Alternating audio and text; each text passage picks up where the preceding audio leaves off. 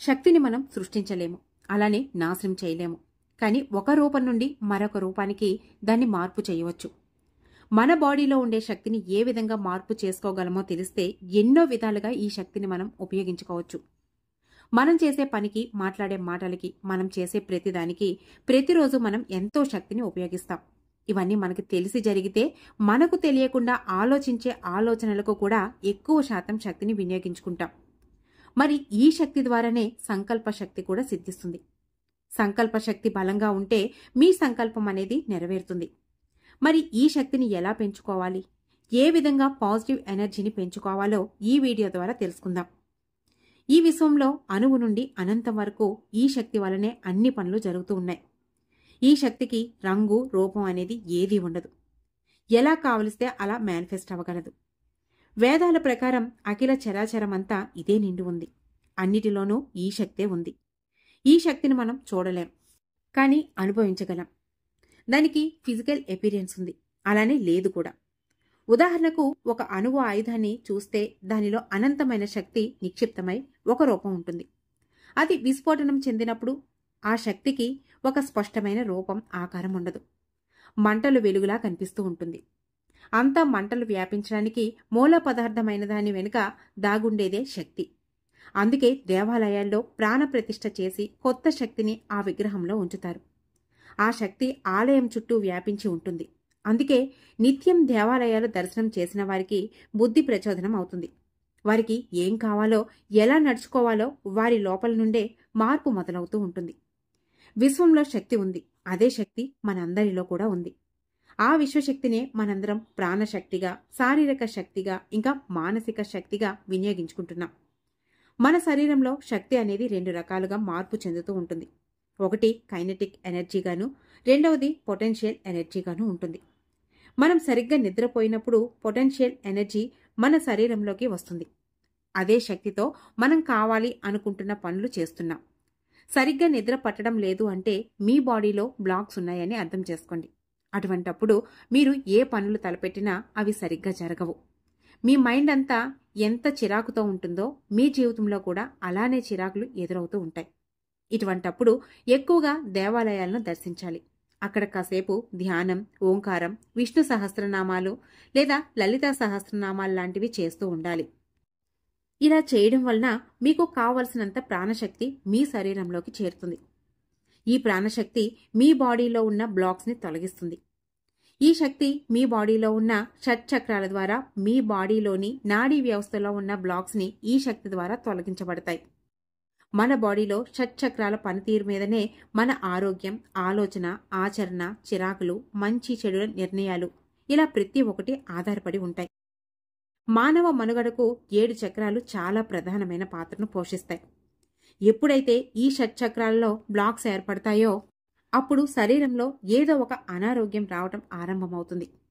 మీకు అనారోగ్యం రావడానికి ముందు మీ మానసిక ప్రవర్తనలో కూడా మార్పులు వస్తూ ఉంటాయి. అధికంగా ఆలోచించడం, చిరాకు, కోపం, యాంగ్జైటీ, నెగిటివ్ థింకింగ్, భయం, ఆందోళన, అభద్రతా భావం, నిద్రలేమితనం, మీ బాడీ మందగిస్తున్న భావం లాంటి లక్షణాలన్నీ మీలో కనిపిస్తూ ఉంటాయి. ఇటువంటి లక్షణాలు మీలో కనిపిస్తున్నాయి అంటే మీరు ధ్యాన సాధన, ఓంకారం, యోగ సాధన, మంత్ర సాధన, లలితా సహస్రనామాలు, విష్ణు సహస్రనామాలను జపిస్తూ ఉండాలి. ఎక్కువగా దైవ కార్యక్రమాల్లో పాల్గొనాలి. దీనివల్ల మీలో శక్తిని తిరిగి పొందగలుగుతారు. ఓంకారాన్ని నిత్యం జపించడం వలన నెగిటివ్ థాట్స్ తగ్గుతాయి. మనం చెప్పుకున్న సాధనల ద్వారా సరైన నిద్ర పడుతుంది. మంచి ఆలోచనలు, తేజోవంతమైన శరీరం, ప్రశాంతమైన మనస్సు, నిశ్చలమైన ఆలోచనలు మీలో కలుగుతాయి. మీలో ఏదో కొత్త వైబ్రేషన్ కలిగిన అనుభవం కలుగుతుంది. మీలో ఎప్పుడైతే అపారమైన విశ్వశక్తి కలిగి ఉంటుందో అప్పటి నుండి ఈ పంచభూతాలు మీరు ఏ పనిని ఆరంభించినా మీకు సహకరించడం మొదలు పెడతాయి. మీకు మంచిని చేకూరే విధంగా మార్గాలను ఏర్పరుస్తాయి. ఇది వరకు కంటే బాగా మీ థాట్ ప్రాసెస్లో ఎన్నో మార్పులు వస్తాయి. కాలక్రమేణా మీరు సంపూర్ణమైన జీవితం ఎలా గడపాలో మీ లోపల నుండే మీకు సమాధానం దొరుకుతుంది. ఓంకార సాధనని లేదా మంత్ర సాధనల్ని ఉదయం సమయంలో, బ్రహ్మముహూర్త కాలంలో కానీ, సంధ్యావేళ సమయంలో కానీ, ఆలయాల్లో కానీ పఠిస్తూ ఉంటే విశ్వశక్తి మీలో అధికంగా ప్రవహించే అవకాశం ఉంటుంది. భగవంతుడు మీలోనే ఉంటాడు, అలానే బయట విగ్రహంలోనూ ఉంటాడు. ఆకార నిరాకార రూపమై ఉన్నవాడు అన్నిటిలోనూ ఉంటాడు. భగవంతుడు లేని చోటు లేదు. అంతా శక్తిమయం. అదే పరబ్రహ్మం. ఈ శక్తిని మనం స్వయంగా అనుభవించగలం. ఇది ఎవరు నమ్మినా నమ్మకపోయినా ఇది అక్షర సత్యం. నిత్యం స్వాధ్యాయం చేస్తూ ధర్మ మార్గంలో ఉన్నవారికి ఇప్పుడు నేను చెప్పిన విషయాలు తప్పకుండా అనుభవంలో ఉంటాయి. మీరిప్పుడు వింటున్న ప్రతి శబ్దం లోపల నుండే వినిపిస్తుంది. నాద బిందు కళలన్నీ మీ లోపలే జరుగుతున్నాయనే విషయాన్ని మీరు గమనిస్తారు. ఈరోజు వినిపిస్తున్న సంగీత ధ్వనులు, నృత్యాలు అన్నీ కూడా మన లోపల నుండి జనించినవే. రోజు ధ్యానం చేసే సమయంలో మీ 2 చెవులను మూసుకొని ఒకసారి మీ శరీరం లోపల నుండి వచ్చే శబ్దాన్ని గమనించండి. ముందు సముద్ర ఘోష లాంటి శబ్దాలు, ఇతర శబ్దాలు మీకు వినిపించినా కొంచెం ముందుకు మీ సాధనను సాగిస్తే, మీ సాధన బలంగా ఉంటే ఓంకార శబ్దం మీకు స్పష్టంగా వినిపిస్తుంది. ఏదైతే బయట సృష్టి జరిగిందో అదే లోపల ఉద్భవించింది అని గుర్తించే రోజు ఒకటి వస్తుంది. డబ్బు, సంపద, సౌకర్యం, సమస్యలకు పరిష్కారం అన్నీ ఇలా మీకు సమయానుకూలంగా మీకు అనుకూలించబడతాయి. కర్మ అనేది ఎప్పుడు ఎవరిని విడిచిపెట్టదు. కానీ భగవన్నామస్మరణ అనేది సత్ప్రవర్తనతో ఉంటే ఆ కర్మను అనుభవించడానికి కావలసిన శక్తి మీకు దొరుకుతుంది. కలుప విత్తనం వేస్తే కలుపే వస్తుంది. ధాన్యం విత్తనం వేస్తే ధాన్యమే వస్తుంది. అలానే మీ జీవితం కూడా. మీరు ప్రయత్నించే ప్రయత్నం వైపుగా మీరు వెళ్తే మీరు కోరిందే దక్కుతుంది. ఏ ప్రయత్నము చెయ్యకపోతే ఏ ఫలితాన్ని దక్కించుకోలేరు. ధ్యానం చేయండి. మీలో విశ్వశక్తి అధికంగా చేకూరుతుంది. మీ బాడీలో ఎంత అధికంగా ప్రాణశక్తి ఉంటే మీకు జరిగే పనులు అంత అద్భుతంగా ఉంటాయి. మీలో ఉండే ఒత్తిడి, డిప్రెషన్, యాంగ్జైటీ ఇలా అన్నీ మీ నుండి దూరం అవుతాయి. మీలో ఉండే భయాలు దూరం అవుతాయి.